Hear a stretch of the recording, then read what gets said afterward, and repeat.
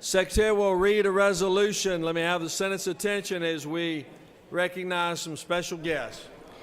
Senate Resolution 991 by Senators Parent of the 42nd, Schaefer of the 48th, Unterman of the 45th, McCoon of the 29th, Orrock of the 36th, and others, a resolution recognizing the month of April 2016 as Genocide Prevention and Awareness Month at the Capitol and for other purposes. Whereas the goal of Genocide Prevention and Awareness Month is to educate the public about the history of previous and contemporary genocides. And whereas throughout history, numerous genocides originated or stemmed from events that occurred in April, and as a result, many institutions around the world have designated April to be a month of genocide prevention and awareness.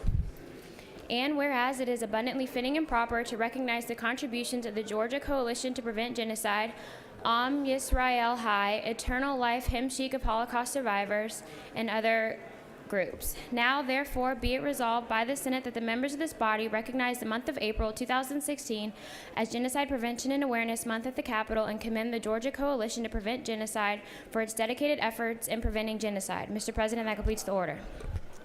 Is there objection to adoption of the resolution? Chairs none. The resolution is adopted. Speak to the resolution and recognize our very special guest. I call upon the distinguished senator from the 42nd.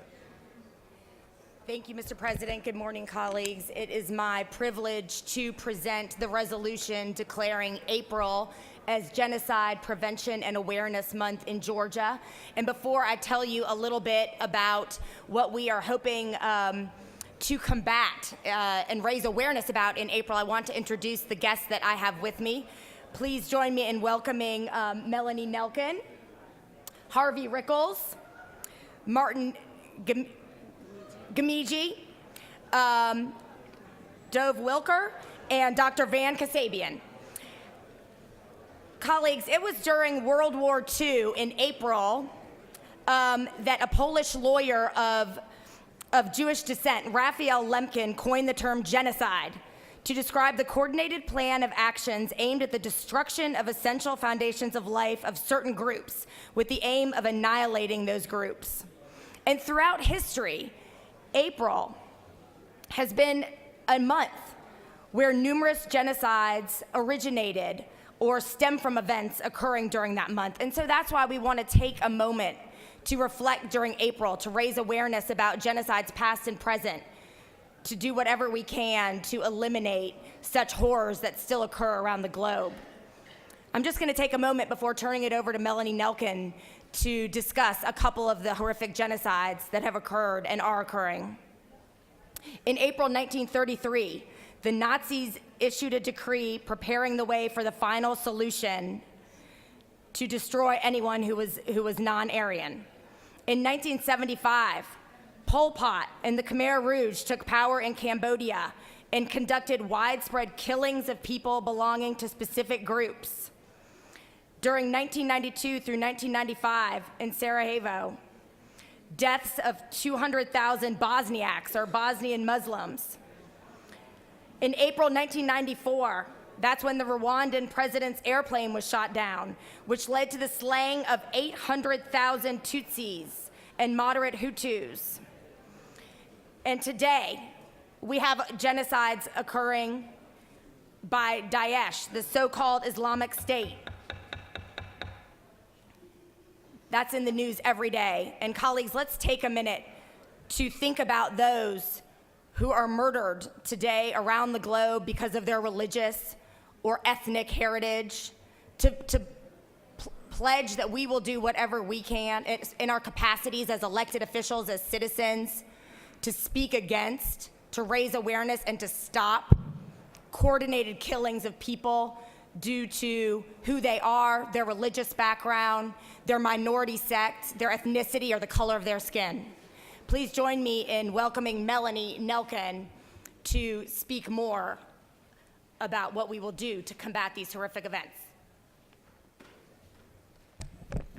Thank you, Senator Parent. It is with enormous gratitude that I've been given the honor and the privilege to stand in this great state's Senate chambers to address you. I can't begin to thank Senator Parent enough for her continued support and encouragement. I'm also grateful that Lieutenant Governor Cagle and President Pro Temp Schaefer has invited me here today. As Senator Parent said, I'm joined today by community leaders who have firsthand ties to memories of genocide. Please welcome Dov Wilker, who's the Executive Director of the American Jewish Committee, Harvey Rickles, the President of the Jewish Community Relations Council of Atlanta, Martin Gamiji, who is representing our Rwandan community here in Atlanta, and Dr. Van Kasabian, who is the Armenian Assembly State Chair of Georgia. Zachor is the Hebrew word meaning remember. But it is not enough to remember what happened. We must remember in order to learn why people let it happen.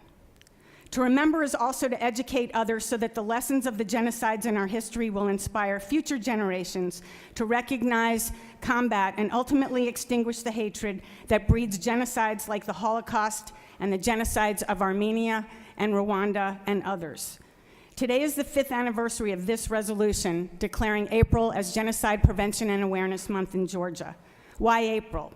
Because throughout history, numerous genocides have related events that occurred in April, and as a result, many institutions around the world have also designated April to be the month we typically associate with emerging daffodils with commemorative events honoring survivors and victims. On April 18th, we will amplify our voices by welcoming Carl Wilkins to Atlanta. He was the only American to remain in Rwanda during the genocide, and he saved hundreds of orphans in the process. His narrative is one that challenges all of us to move beyond being a witness and move closer to action. 2 days from now, on March 4th, will mark the 7th anniversary of the International Criminal Court issuing the first arrest warrant in history to a sitting president for the crimes of genocide. Omar al-Bashir, who is the president of Sudan, was indicted on crimes of genocide in Darfur, which continues today. It was on that same day in 2009, a small group of Georgia genocide prevention activists assembled in then Senator David Edelman's office, along with his brilliant, energetic legislative aide, who you may know today as Senator Elena Parent.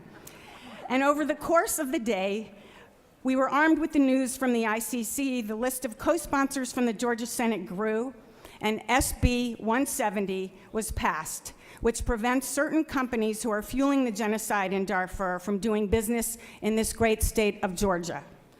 April is about Zachor, and throughout the deeds of commemoration and education, may we also be poised to recognize that